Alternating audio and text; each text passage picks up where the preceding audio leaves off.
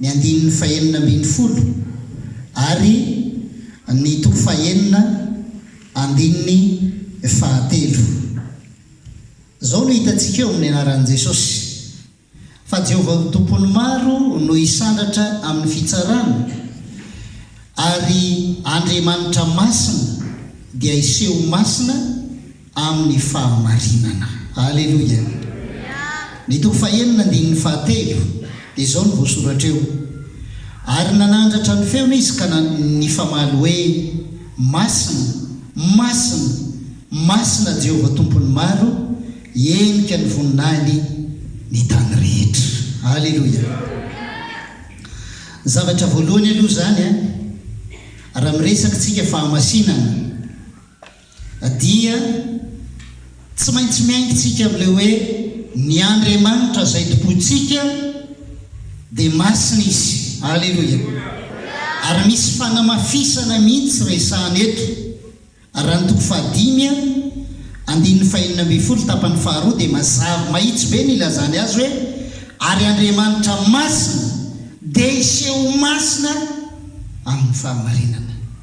Dia hoy ilay 9 hoe masina, masina, masina Jehovah Andriamantsika, Jehovah tompony maro ary enika ny voninahiny ny tany rehetra. Io zany tsy azontsika edika-hevitra io fa tena toetra n'Andriamanitra io ary io no maha-Andriamanitra azy. Ary any amin'ny bokin'ny Samuel voalohany 2:2 dia miresaka mazava tsara ny mpanompon'Andriamanitra ao. Samuel voalohany 2:2 dia ozy manao hoe tsy misy masina tahaka ny Jehovah fa tsy misy afa-tsy ianao ary tsy misy vatolampy tahaka an'Andriamantsika. Zany hoe tsy misy mitovy amin'io Andriamanitra io zany ary tsy misy manahaka azy. Raha mbola amin'ireo klasina natao hoe Andriamanitra. Ary raha ataontsika hoe fahamasinana ny resahana dia resahana mazava hoe tsy misy masina tahaka an'io Andriamanitra io. Dia izao ny zavatra resahan'i Petera ho dingantsika lavitra be. Zao ny zavatra resahan'i Petera ao amin'ny Petera voalohany 2:2.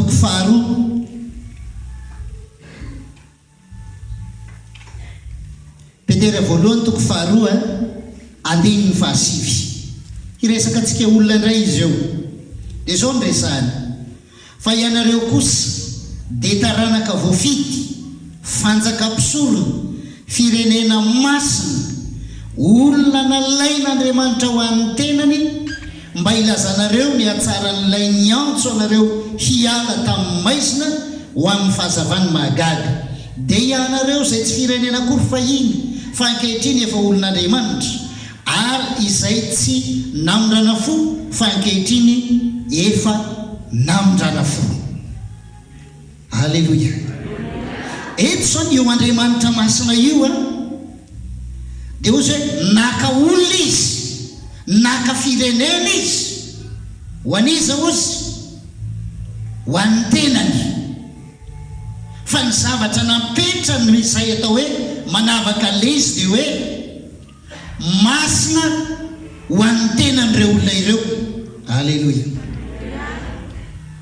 Zay zany le tanjon'Andriamanitra ny hoe reoloreo nalaina dia mba ho masina ho azy ireo. Zay ny zavatra resahany amin'io. Ary any amin'ny Deutéronomie 7:9 dia mbola manamafy izany tenin'Andriamanitra zany.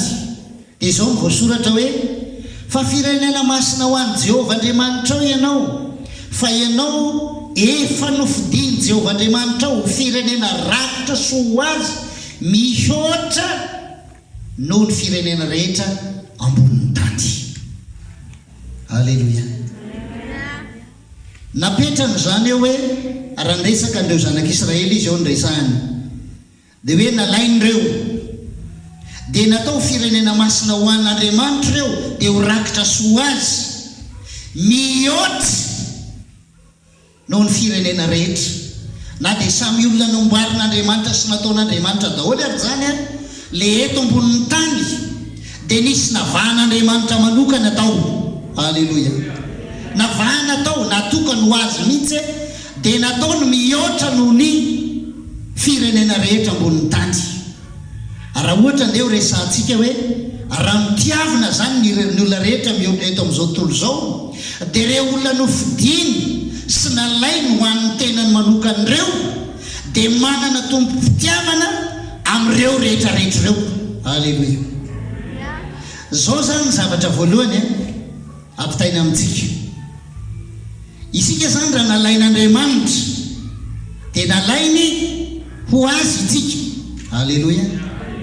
Ary tsy hoe ho azy fotsiny fa ho masina ho azy mihoatra noho ny firenena rehetra, na ny mihoatra no ny olona rehetra eto amin'izao tontolo izao. Alleloia. Ao amin'ny bokin'ny Exodosy 7:10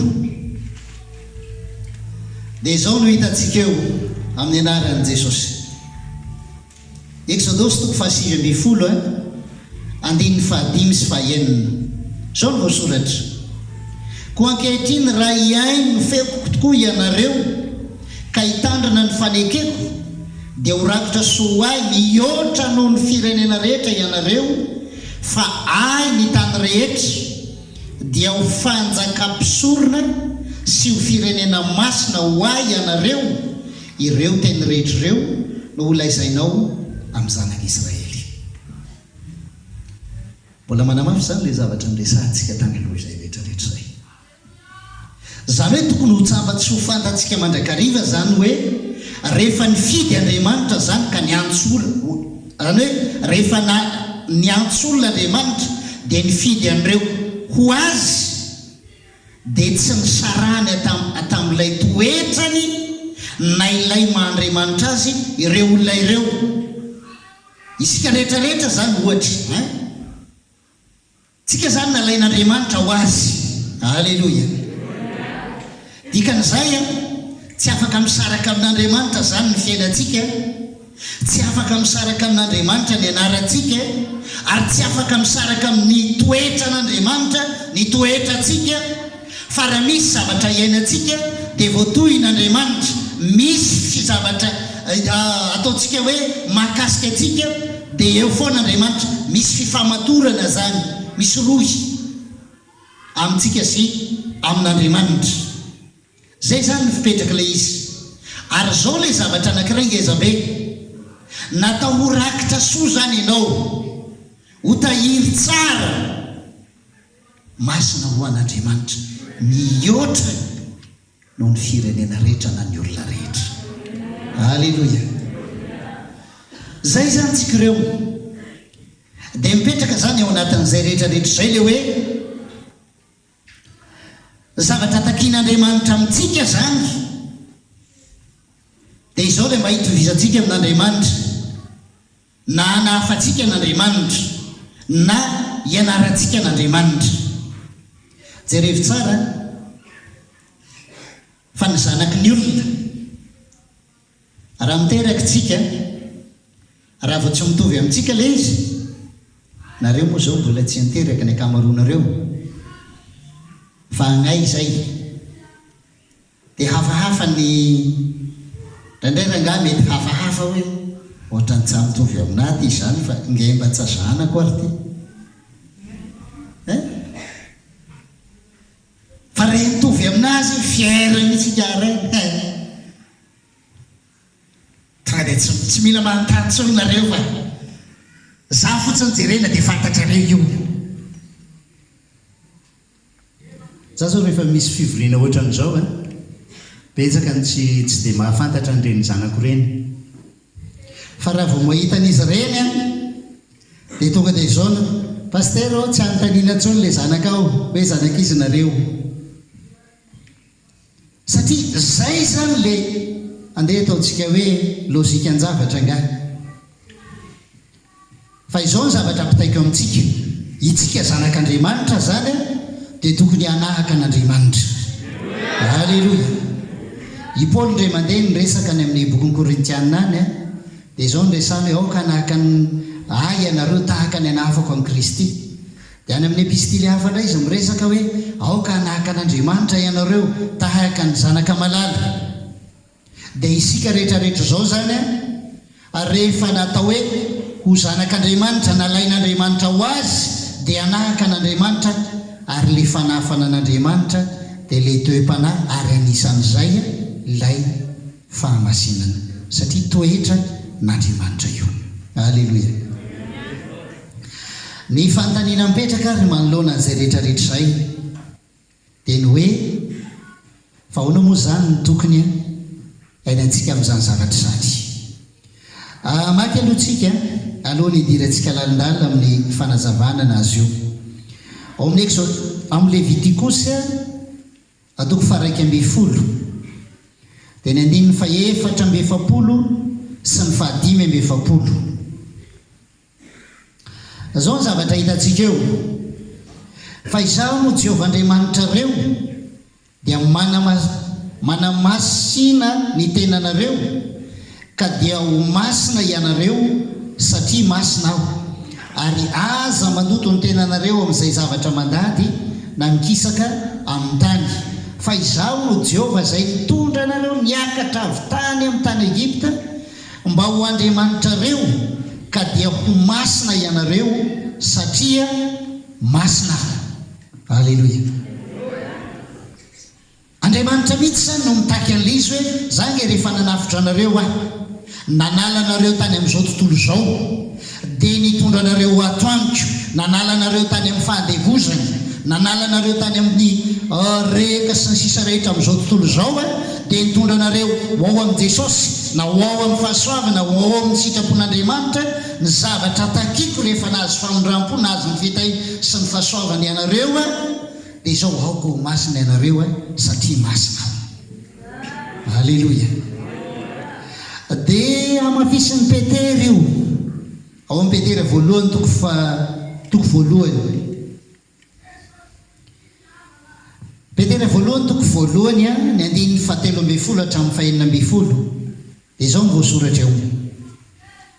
Koa amin'izany sikiny no sainareo dia mahonoana tena ka antena ho tsara ny fahasoavana izay hoentina ho anareo amin'ny sehoany Jesosy Kristy tahaka ny zanaka manohy tsy mitondra tena araka ny filanareo fahiny tamin'ny tsy fahalalànareo fa araka ny fahamasinan'ilay niantsoanareo dia aoka ho masina koa ianareo amin'ny fitondran-tena rehetra satria voasoratra hoe ho masina ianareo satria masina aho. Halleloia. Io zany aza miady amin'ny pasterinareo raha ohatra izy ka mitory fahamasinana. Aza miady amin'ny sœurnareo raha ohatra sarotiny izy amin'ny fahamasinana. Fa tsanay no mitaky an'io. Fa Andriamanitra ilay tompony ilay fahamasinana, ilay Andriamanitra masina. Halleloia. Io no mitaky an'io fa tsanay. Resatrinay vetsy hoe azy mba mampazotozoto anareo lay amin'ny maha-olombelona iny. Fa ny marina Andriamanitra mihitsy no mitaky an'izy. Noho izany dia anjaranay ny sarotiny, anjaranay no mitondra, anjaranay no mitarika, anjaranay no mampianatra sy mampiditra anareo ao amin'izany lalan'ny fahamasinana izany. Halleloia. Dia mitarika anareo hanamasy tena ngay mba ho masina ianareo mba ho tahaka izay nanamasinana ihany koa. Halleloia. Fa zao ny zavatra resako izy io ange ny mahatonga anareo masiaka nareo tanora io ny resako. Tsy fantatrareo marina voalohany le famaritana ny atao hoe fahamasinana. Faharoa le fiainana na le fomba iainana amin'ny fahamasinana, ary ny fahatelo ny tanjon'ilay fahamasinana, ary ny fahaefatra farany dia ny vokatryilay fahamasinana. Fa le anareo tonga dia any amin'le hoe tena tena manelingelina ny fiainana ilay izy maneritery sa tsy zay aiko anao ve oa tsy mahazo manao an'izao tsy mahazo manao an'izao tonga de any amle tsy mahazo ore olona matoy ianao atao hoe tsy mahazo mihinana poiziny de asa azonao an-tsaina tsara angambany hoe mitondra inona le poiziny mahafaty le izy donc raha misy zavatra andrarananao zany de misy atony lehibe eo raha ohatra ianao andeha ataontsika fotsiny hoe tereny ray aman-dreny ianao tsy maintsy misakafo tsy maintsy misotro rano ianao tsy maintsy ohatran'izao ianao ihany malaina ohatra tsy maintsy tena tsy le ray aman-dreny angeny hoe afaka etaeta rehefa misotro rano ianao e na izy misitrana na salama raha vao misotro rano ianao na hoe izy no voky rehefa misakafo ianao fa ianao ihany le izy dia ohatran'izay le ampitaina aminareo halleloia ka izao ny zavatra resana amintsika ary ireo andeha nitsoratra masina rehetrarehetra ny vakin'ireo dia andeha hiverenako ndreo mandeha ary hanazavana azy amintsika rehetrarehetra raha ho faritantsika ny atao hoe fahamasinana dia dika teny izy io aloha amin'ny lafiny anankiray akoatra n'ilay resahako taminareo teo hoe toetra n'Andriamanitra le izy dia misy heviteny izy io ka le fahamasinana zany fiavahana tena dika teny malalaka mahadika azy zany hoe navahana mihitsy ianao zany halleloia tsy hitovy amin'ny olona rehetrarehetra ianao zany zao olona rehetrarehetra olombelona ndeha ataoko hoe plus hoe nivavaka ianao na miampy hoe nandray an' Jesosy ianao miampy hoe voavonjy ianao dia ireo rehetrarehetra ireo zany misy zavatra ngezabe mampiavaka anao zany tsy hitovizanao amin'ilay olona rehetrarehetra halleloia ny fiainanao zany tsy mitovy amin'ny fiainan'ny olona rehetrarehetra ny toetranao tsy hitovy amin'ny toetran'ny olona rehetra ny fisainanao tsy hitovy amin'ny fisainan'ny olona rehetra ny toetsainao tiako resahana eo tsy hitovy amin'ny toetsain'ny olona rehetra any amin'izao tontolo zao ny fitafinao ny fiteninao ny fihetsikao ny fahazaranao dia misy zavatra tsy hitovianao mampiavaka anao ary manavaka anao tanteraka amin'ny olona zao tontolo izao zay le mahatonga ny Paoly ny resaka any amin'ny Romanina toko voalohany zavatra toko faharoa ambin'ny folo andininy voalohany sy faharoa raha miresaka ny fanoloran-teny izy dia izao no napetraka koa mangataka aminareo ary rahalazo no ny famindram-pon'Andriamanitra mba hatolotrareo ny tenanareo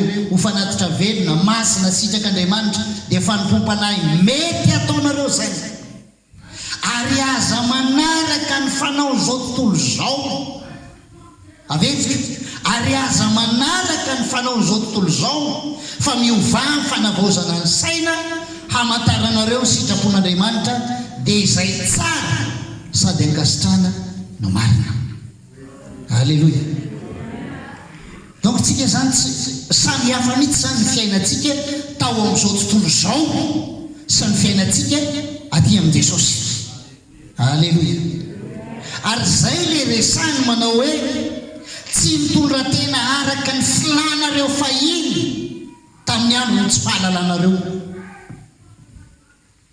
tsy le fiainantsika tany amin'ny andro ny tsy fahalalàna ny andro tsy nandraisantsika an' Jesosy ny andro tsy nandraisantsika an'Andriamanitra na nahalalantsika an'Andriamanitra zany tsy zany tsony ny fiainantsika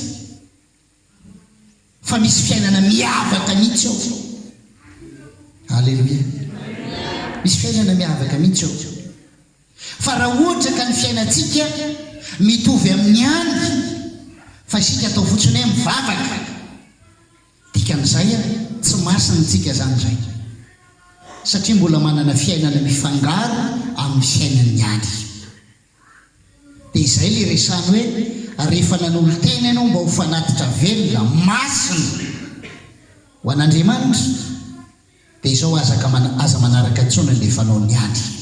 Halleloia. dia aza mitondra tena amin'ny filana izay ny ainanao taloha intsony fa fiainana vaovao indray no iainantsika ty amin'i Jesosy. Halleloia. Haitsika tenjery tsara le Korintianina 2:5-7 iny a. Raha misy olona ao amin'ny Kristy fa ka indreo. Halleloia. Aminy fa tsy atsenjery zay fa tena iainana le fiainam-pahamasinana io zany tena mamaritra atsika sy mamaritra lay fiainam-baovao ao amin'i Jesosy io. Fo lefa niova marina ianao voavonjy ianao nafana tamin'io tenao dia napetraka ao anatinao Jesosy napetraka ao ny fanahy masina nanolo teny ianao nanamasy teny ianao dia nampitsahatra ny fiainanao rehetrarehetra taloha tany amin'izao tontolo izao fa nanokana ny fiainanao ho an'Andriamanitra. Halleloia. Ka eo zany le fiavahana dia izao akoatra n'ilay atao hoe fisarahan'ny fiainana dia le hoe tena natokanao ho an'Andriamanitra mihitsy ianao ho rakitra soa an'Andriamanitra. Zany hoe tena ho tahirin'Andriamanitra manokana tsy kambanana namin'izana amin'iza ianao. Halleloia. Zay zany tsika izay. Ary zay le zavatra tadiavin'Andriamanitra hoe izaho ianao dia tsy kambanany namin'izana amin'iza. Tsy kambanany amin'izay mety ho Andriamanitra na tsy kambanany amin'izay atao hoe milaza ho tompony ny ety ambonin'ny tany. Fa reo le nalain'ireo dia azy reo azy manokany reo ary natokany ho azy tsy tambarana namin'iza namin'iza. Halleloia. Ka rehefa tsy tambarana namin'iza namin'iza zany azytsika izy zany ny tompon'ny fahefana rehetrarehetra. Halleloia. dia zay lazainy zany zay arahany zany zay no arahantsika. dia jerevy tsara araka andesan'ny tenin'Andriamanitra vakitsika teo amin'ny Petera teo hoe 5:20 ny zavatra rehetra ataontsika zany manomboka eo amin'ilay hoe tsika nanolo tena ho an'Andriamanitra na nandray an'i Jesosy tsika na nivavaka tsika na niala tany amin'izao tontolo izao ho an'Andriamanitra dia izao zany manomboka eo ilay zavatra rehetra ataontsika dia tokony hifanaraka foana amin'ilay fahamasinan'Andriamanitra. Halleloia. Halleloia. Mifanaraka amin'ny fahamasinan'Andriamanitra zay ny ilazany eo hoe faharaka ny fahamasinan'ilay niantso anareo dia aoka ho masina ianareo. Halleloia. Halleloia. Zay zany le izy.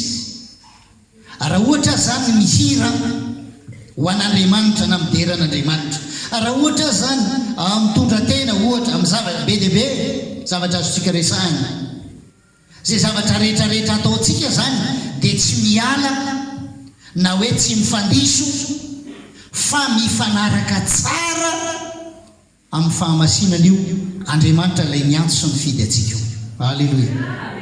Zay zany ny fipetraka ilay izy satria zay ny olon'Andriamanitra.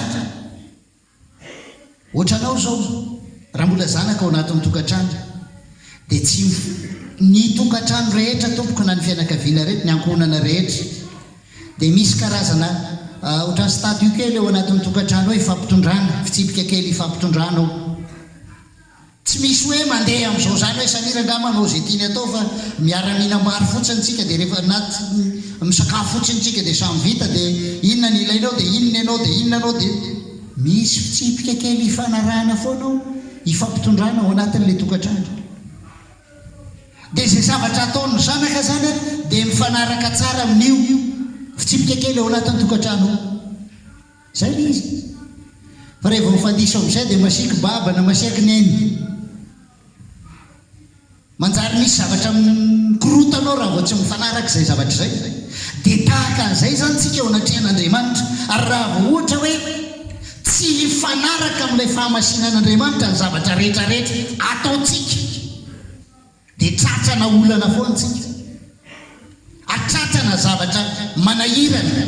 Ka na dia le fiainam-panahintsika ary zany a tsy maro toerana mihitsy, ny fifandraisantsika amin'Andriamanitra tsy maro toerana mihitsy, ny fiarahantsika amin'Andriamanitra tsy maro toerana mihitsy, satria misy zavatra mifandisy foana ao.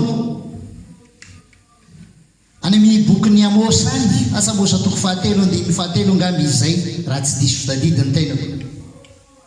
Dia ozy manao hoe ho tafaradalana vany rozy raha tsy efa nifanaiky izy. Tsy maintsy mampitovy tadin-dokanga aloha rehefa hiaraka. Fa tsy misy hoe dao raha hiaraka fotsiny fa dia miaraka any dia mpinamana any dia mpinamana fahoany fotsiny.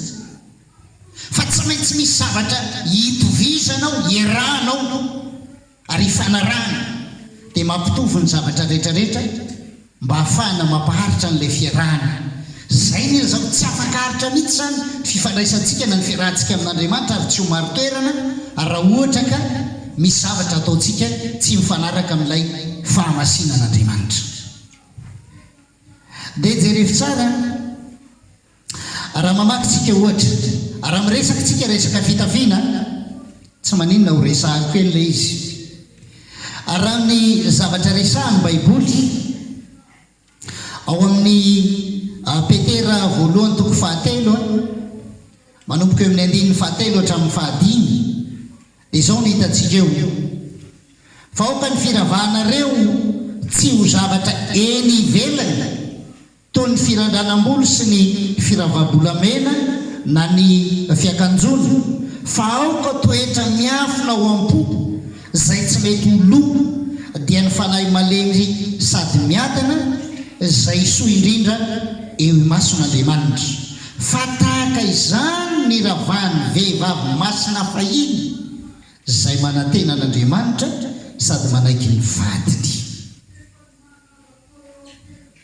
Zay zany zavatra resahany ten'Andriamanitra hoe tsy zavatra ety ivelany le izy,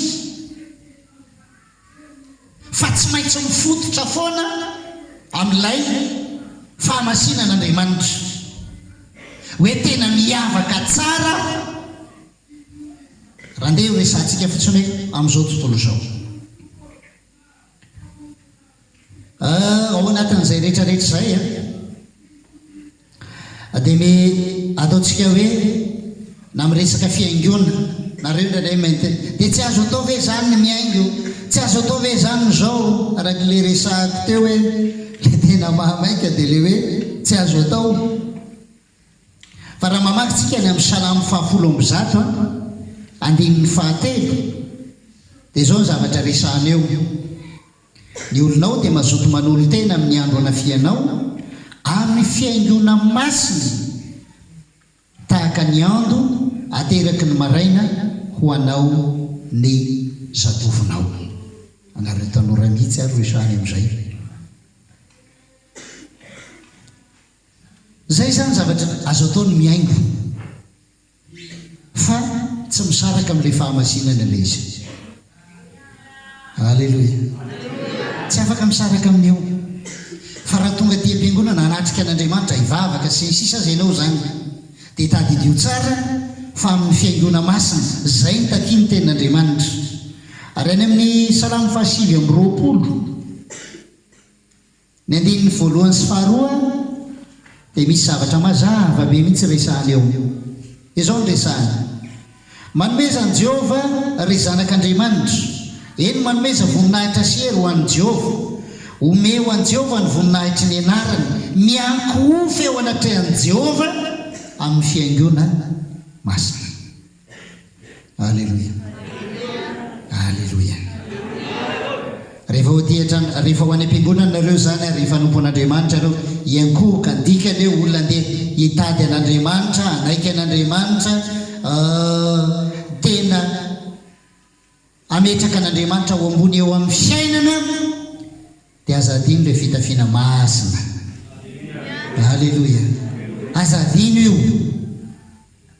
Fa raha tsy tokony hoe fitafiana mamofopofona an'izao tontolo izao zany, ohatra hoe mamofona fijerijejona na mamofona asa karazana ohatran'ny hoe fanetseham-pilanana ny tahaka an'izany, dia efa tsy izy zany zay.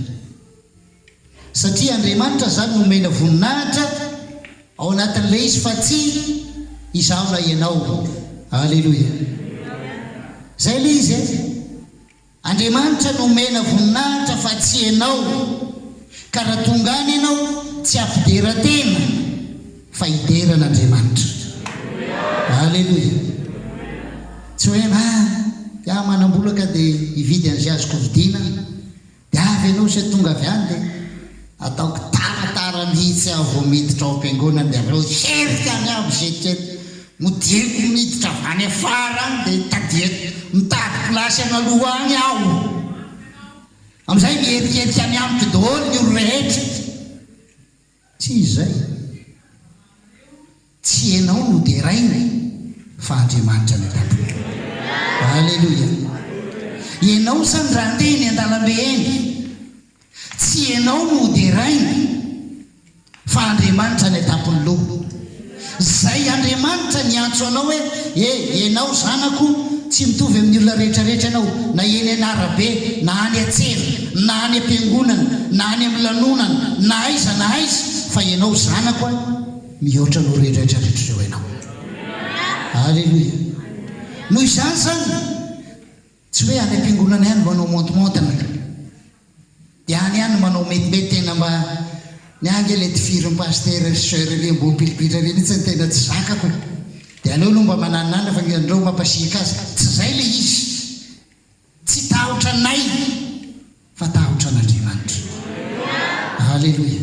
Zay zany tokony hibaiko antsika ao anatin'izay rehetrarehetra zay. Ka zay ny ilazako hoe itsika zany mila mametraka tsara, averiko, tsy mitovy amin'ny olona rehetra tompoko ny olona manana an' Jesosy, ny olona nandray an' Jesosy, ary ny olona mivavaka dia tsy tokony hitovy amin'ny olona tsy mivavaka mihitsy ny fiainany sy ny fitondran-tenany ary ny fomba fitafiny, fa manana ny sitrapon'Andriamanitra izay mifehy azy izy. Halleloja. Zay angely izy. Ary io le anisan'ny ady manoka antsika io rehefa miandro ny fahatandorana, satria mba te hivoatra, te hietsiketsika, ka re etsiketsika nefa dia etsiketsika ho aiza, hitondra inona le fietsiketsehana, fa apetrao tsara fa tsy tokony ho adentsika ry tanora isany, dia ny antoko ny ho avintsika rehetra ao amin'Andriamanitra. Tsy ianao ny tompony ho avinao, na ny fiketriketrehanao amin'ny zavatra rehetrarehetra ny tompony ho avinao, fa Andriamanitra ihany. Noho izany ataovy mifanaraka amin'ny fahamasinan'ilay Andriamanitra izay ny antso anao foana ny fiainanao rehetrarehetra. Halleloja. Aveliko ilay teniko tary amin'ny voalohany tary. Za tany amin'ny 7 taona nanomboka nanolo-tena ho an'i Jesosy. 7 taona. Ary tany amin'ny 7 taona koa nanomboka Jesosy mpamonjy, zany hoe tamin'ny taona 177. Ankamaroanareo ary nga mbola tsy teraka tamin'izany. Fa matoa tonga amin'izao toerako ankehitriny izao nahasoa ahy ty fahamasinana ty. Nahasoa ahy fanamasina tena io. Ary dia tiako mbola ho zaraina antsika rehetrarehetra. Ary zay ny sareko an'izay hoe tsy hoe maty antoka hatramin'izay, ary raha tsy nanaraka ny fanao ny rehetrarehetra, fa nanana ny fiainako manokana. Za nke taloha mba nanana ny namako be dia be, nanana naman-dratsy be dia be mihitsy ahako, fa saingy izao rehefa niova ny fiainako dia nisaraka ho azy zay. Tsy niady anay tsy nifanditra zay fa tafasaraka ho azy. No inona izy zatra ny lalan-dririnina lefa nahazatra hatramin'izay iaho nanova lalam-baovao. Aleloia. Dia nisaraka ho azy dia efa fakahita dia vitany ahoana ry se zay fotsiny. Fa tsapako hoe tsy namono antoka ny zavatra rehetrarehetra fa nahasoa izy. Aleloia. Zay nge izy io. Zavatra anankiray faharoa ao anatin'ilay fahamasinana dia izao: lay fiavahana dia natramin'ny olombelona mihitsy zany. Eto indray zany a dia le hoe lehilahy sy vehivavy, tena navahan'Andriamanitra mihitsy ny vehivavy na ny firafitra ny toe-tenany sy izay mety aminy ka anomeza ny voninahitra, mahatonga ny fiainany manome voninahitra n'Andriamanitra. Toy izay koa ny lehilahy. Ary izay le mahatonga n'ilay voasoratra any amin'ny Deutéronomie iny le fahasamihafany hoe fitafian'ny lehilahy sy ny fitafian'ny vehivavy. Zavatra samihafa mihitsy zany ny fitafian'ny lehilahy sy ny vehivavy. Raha ohatra zany ka le fitafian'ny lehilahy zany no anaovan'ny vehivavy, na ny vehivavy no anaovan'ny lehilahy, dia misy raha mifangaro zany. Dia nivadika fa avetavetana eo mason'Andriamanitra le izy, fa tsy fankasitrahana indray no azo avy amin'Andriamanitra. Dia miavaka tsara zany ireo zavatra anankiroa ireo. Zao mantsy ny zavatra tsy tokony ho adinontsika tanora na itsika olon'Andriamanitra. Raha miresaka i Paoly any amin'ny Korintianina voalohany any, miresaka le hoe tokony hisaronan-dony mahakasika ny fahamasinan'ny olona ao am-piangonana zany, dia resahany mazava tsara ny fiavahan'ny lehilahy sy ny vehivavy. Ny vehivavy ny volo lava zao dia nalazainy mazava tsara hoe voninahitra ho an'ny vehivavy io, satria io voninahitra io dia voninahitra nomen'Andriamanitra azy io. Ianareo vehivavy zany misy voninahitra manokana nomen'Andriamanitra anareo. Aleloia. Ampiavaka anareo amin'ny lehilahy. Fa tsy ohatra tsy azoazoko zao fa ny ala mitovitovy amin'ny lehilahy reny mety amiko dia na nikopo ny volo ary ataoko garçon. Dia ny tena metimety kokoa rehefa izay dia ataoko kokoa razay. Zay ny tena metimety kokoa. Dia zay io le voninahitra io ange le mahasarotiny an'Andriamanitra fiavany. Io zavatra io tena mahasarotiny an'Andriamanitra. Misy ten'Andriamanitra zay ny amin'ny andininy hafa any dia miresaka mazava izy hoe io olona nalain'Andriamanitra io any am-bokin'i Isaia any, dia miresaka izy hoe natao ho fampisehoan'ny voninahitra io. Zay zany dia olona nalain'Andriamanitra ho azy ireo. Ka io le voninahitra io manavaka anao, satria voninahitra avy amin'Andriamanitra io. Dia ohatran'izay koa le lehilahy. Be dia be nge zao ny lehilahy nefa manalava volo dia jerevy tsara fa rehefa mialava le volonao ianao tsinona tsy natao voninahitra ao mihitsy ny fisaronany zany. Dia rehefa mialava io dia manomboka miala tsy kelikely le voninahitra nomen'Andriamanitra anao amin'ny lehilahy ianao, ary mametraka anao amin'ny toerana mahalehilahy ianao. Dia iny zany le mahasarotiny an'Andriamanitra. Dia tahaka n'le ataon'Andriamanitra hoe ny voninahitra tsy homeko ny hafa ary ny fiderana tsy ho ansarin-javatra anidina. Dia mametraka zany tsika ianareo vehivavy hoe ny voninahitra tsy homeko ny lehilahy. Dia ny lehilahy koa mametraka an'izay hoe ny voninahitra tsy homeko ho an'ny vehivavy, fa izaho mipetraka amin'ny mahalehilahy satria izay ny voajanahary. Dia ny vehivavy hipetraka ny hoe izaho vehivavy satria izay ny voajanahary. Zavatra ngeza be zany io zavatra io. Ary zay no lazaiko aminao, tia nge resaka fahamasina ty raha ho resantsika nandray andro manontolo ary tsy voaresaka tsika ty. Dia ireo zany no mahatonga le izy hoe misy fepetrany zany apetrak'Andriamanitra mba hipetrahan'izay na amin'ny fitafiana indrindra indrindra. Io nge tsy hoe sanatria fanerena hoe tsy maintsy manao an'izao nareo, tsy maintsy zao nareo, tsy maintsy zao, tsy zay le izy, fa fepetran'ilay fiarahana amin'Andriamanitra io. Alleloia.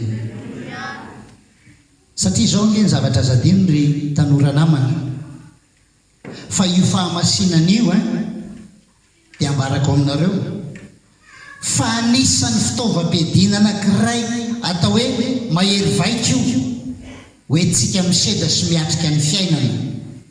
Fa raha tojo olana azy ianao dia izao aloha midirany amina fanamasina tena, fa ao ny ahitanao zava-mahagaga amahan'Andriamanitra n'ilay olana. Alleluia. Tanareo tsara voasoratra any amin'ny bokin'i Josoa 7:7-5 izy zay. Rehefa epitany Jordana ny zanak'Israely, olana ngeza be nge satria tondraka Jordana tamin'izany, tondraka be ny rano. Ahoana ny ampitana amin'io miaraka amin'ny kilonga madinika? Fa zao ny toromarika nomen'Andriamanitra hoe manamasina ny tenanareo anio. Alleluia. Fa raha pitsozy dia hanao fahagagana aminareo Jehovah.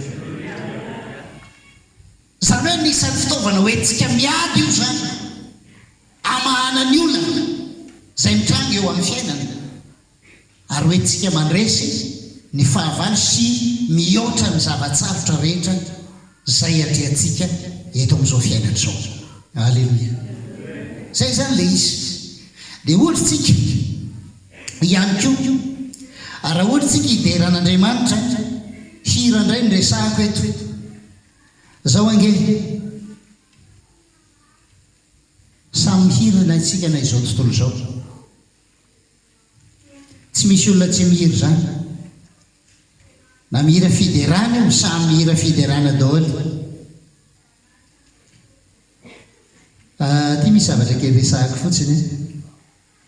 Misy mpanakanto zay tena lazainy zao ny olona mihitsy, moa tsy ilaza hoe tsy manamarina na manameloko an'ilay izy, ary tsy manamarina na mandiso ny filazan'ny olona, fa nataon'ny olona hoe dia tena olona mpidoroka sy mpandrongony, satria ny hirany koa misy mananahaka an'izay. Fa na io aza mbola mideran'Andriamanitra, mbola mihira fiderana.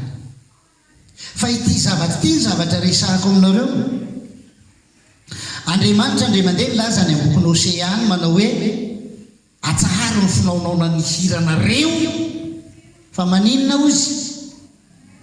Maharenina. Inona ny le lazaiko amin'ny teny tsotra makadilo sofina na ny mihaino azy aza. Fa ratsy ve zany ilay mihira ao an'Andriamanitra?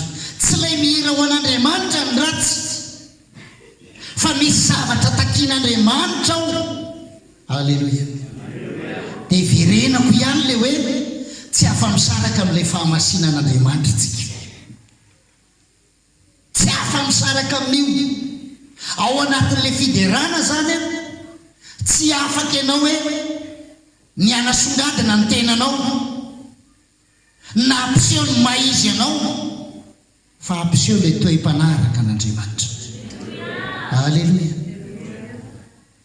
Zay le na dia mihira sy mideran'Andriamanitra tsika sy izao tontolo zao dia tsy mitovy mihitsy, satria tsika mihira manome voninahitra sy manandratra an'Andriamanitra ary izy moderaina. Fa izao tontolo zao raha mihira na fiderana azy dia ny anasongadina ny tenany sy ny fahaizany rehetrarehetra lasa ohatrany hoe karazana ohatra hoe milanse ny tenany zany. Zay le tsy hitovisantsika amin'izao tontolo zao zay. Ary jerevina zavatra resahan'Andriamanitra any am-bokin'ny Exodosy 5:10 any 1:20. Exodosy 5:10 any 1:20. Zao no voasoratra eo: Jehovah, iza mitahaka anao amin'izay Andriamanitra, iza moa tahaka anao zay ankalazaina amin'ny fahamasinana dia raina amin'ny fahatahorana mpanao fahagagana. Halleloia. Ira fiderana io nery tanora namana isany fankalazantsika an'Andriamanitra io. Halleloia. Tamin'ireo asa be dia be nataony tamin'ny fiainantsika, tamin'ireo fahasoavana be dia be noraisitsika, tamin'ny zavatra maro dia maro nataon'Andriamanitra. Donc raha ankalaza an'Andriamanitra tsika zany amin'ny fahamasinana no ankalazantsika azy. Halleloia.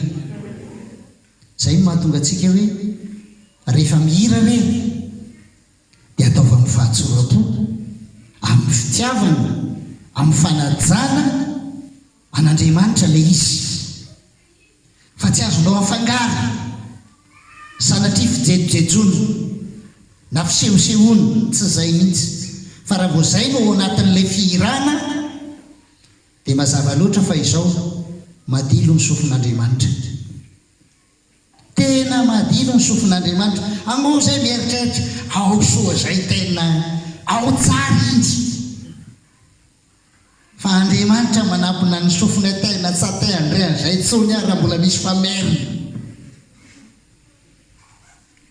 fa tokony hatsatra le izy. Zay nge mahatonga antsika tsy dia nampianarina loatra tsika hihira,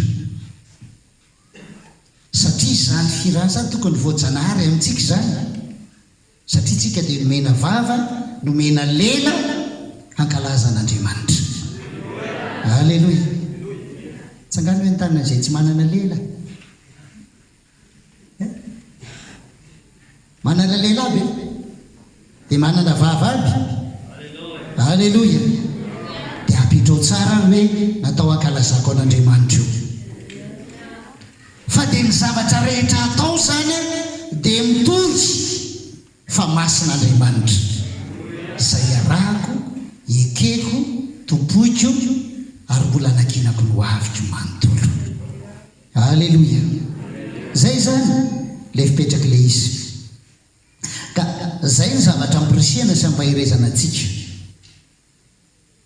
Ilaitsika io ry havana, ilaitsika io ry tanora namana.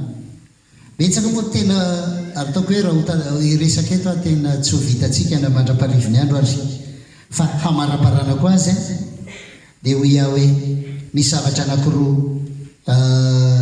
lehibe reto zay atao hoe tsara ho fantatsika sy ny tokony ataontsika manoloana an'izany zavatra rehetrarehetra zany. Amaky aloha tsika voalohany eo amin'ny Tesalonianina voalohany toko faefatra, Tesalonianina voalohany toko faefatra dia ny andininy fahatelo hatramin'ny fafito. Zao no voasoratra eo amin'ny anaran'i Jesosy.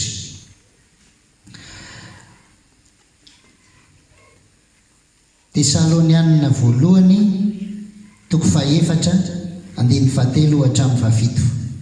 Fa izao ny sitrapon'Andriamanitra dia ny hanamasinana anareo hifadianareo ny fijangajangana mba samy ahafantatra izay ahazoana ny fanaky ny tenanareo avy amin'ny fahamasinana sy ny voninahitra, tsy amin'ny filana fotsiny tahaka ny jentilisa zay tsy mahalala an'Andriamanitra, mba tsy hisy hanao saina hifetsy ny amin'ny rahalany amin'izany, fa ny tompo no mpamaly ny amin'izany zavatra rehetra izany, toy ny nolazainay sy namaranay taminareo fa raha teo.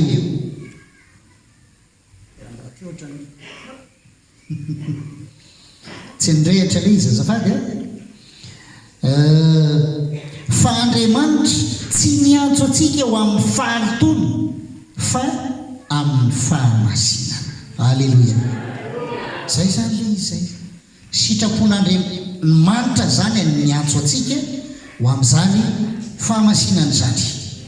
Dia le isantsika tsy ady hevitra hoe efa sitrapon'ny pastera ve io sa sitrapon'ny anina ny atao hoe mazava be le izy, sitrapon'Andriamanitra io. Halleloia. Sitrapon'Andriamanitra io. Ka manoloana an'izay rehetrarehetra zay any dia zao no hitantsika eo bokin'ny Korintianina faharoa toko fahafito. Korintiana faharoa toko fahafito andininy voalohany dia izao nolazay amin'ny anaran'i Jesosy. Koa raha manana izany teny fikasana ireo isika ry malala dia aoka isika hanadio ny tenantsika ho afaka amin'ny fahalitoana rehetra na amin'ny nofo na amin'ny fanahy ka ahatanteraka ny fahamasinana amin'ny fahatahorana an'Andriamanitra. Alleluia.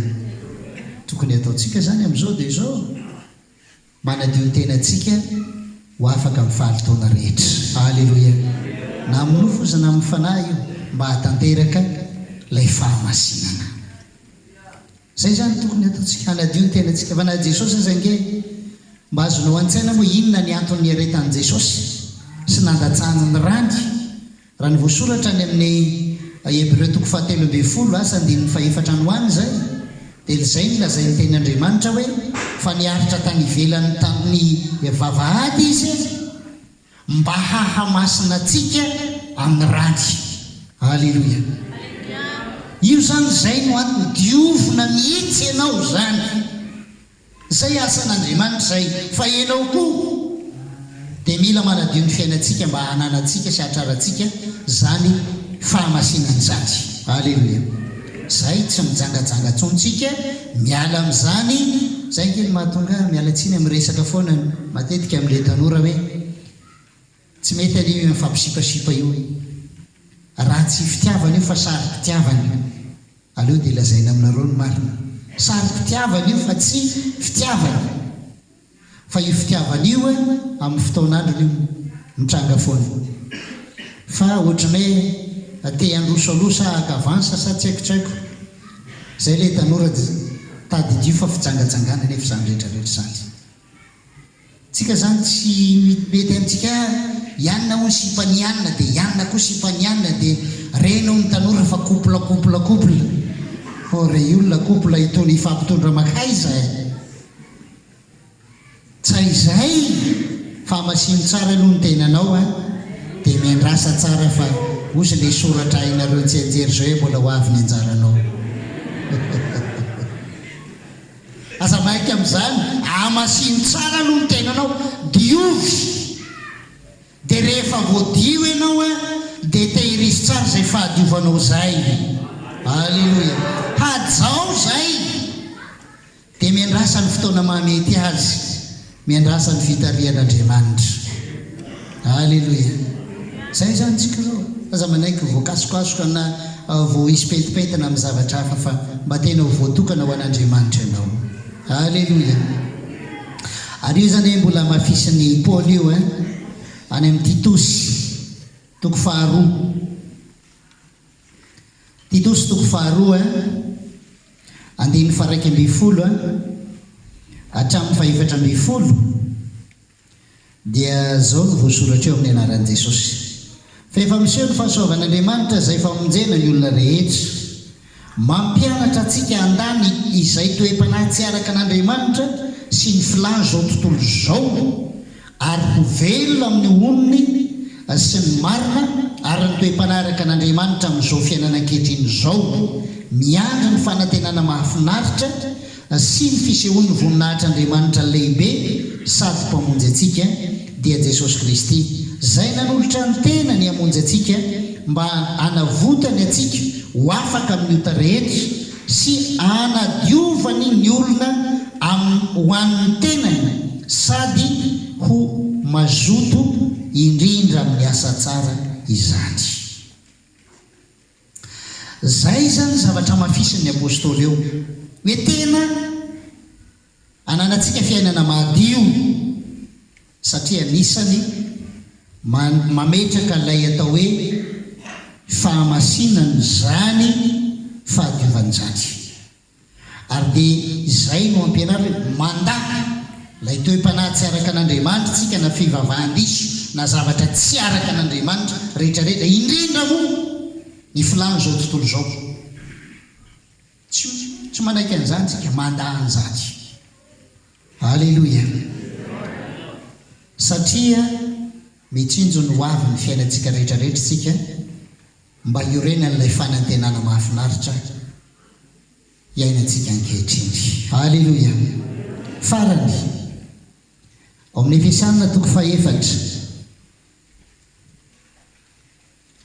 andininy 2:20 hatramin'ny andininy 4:20. Efesianina 4:7 andininy 2:20 hatramin'ny 4:20 dia izao nolazainy ten'Andriamanitra: mba hialanareo ny toetranareo taloha araka ny fitondrantenanareo fahiny izay mihasimba araka ny filan'ny fitaka, fa mba ho avaozina kosa ianareo amin'ny fanahin'ny sainareo ary mba ho atafianareo ny toetra vaovao izay noforonina araka n'Andriamanitra amin'ny fahitsiana sy ny fahamasinana momba ny fahamarinana. Halleloia. Tsika zany tsy tokony hitafina iaina intsony amin'ilay toetra tsika tany aloha, tsy tokony hisarotra an'izany intsony.